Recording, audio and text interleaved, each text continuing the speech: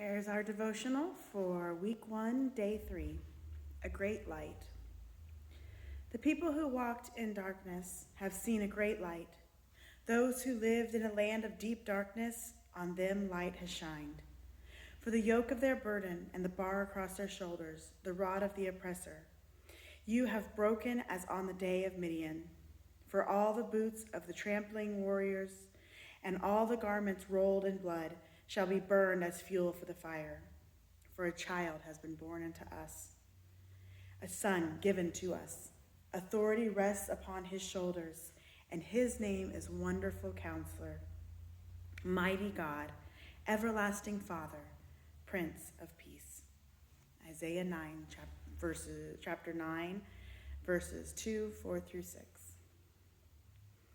Every year after Christmas Eve service, I take a few leftover bulletins for planning next year's service.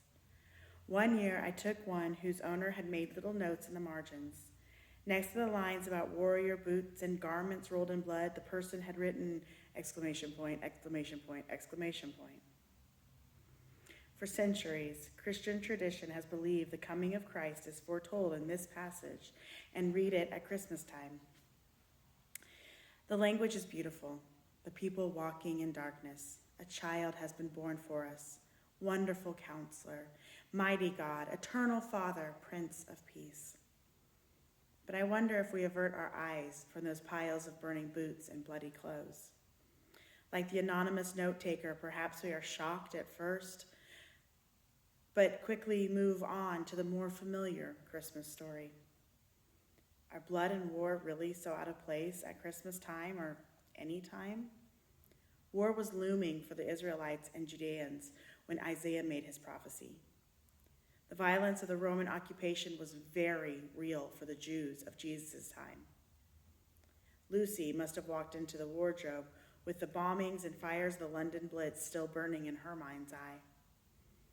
The creatures of Narnia live in the grip of a witch who has frozen their land to ice and turns traitors to stone. We all walk with darkness or danger of some kind overshadowing our lives. Warfare, cancer, poverty, broken relationships, depression. God promises through Isaiah that on those living in a pitch-dark land, light has dawned. Aslan made a similar promise to Narnia in the light of a once broken lamppost. And God promises the light of a burning fire as well, one that will destroy instruments of cruelty and suffering and guide our feet into the way of peace. Questions for reflection. What darkness looms in your life or your community right now?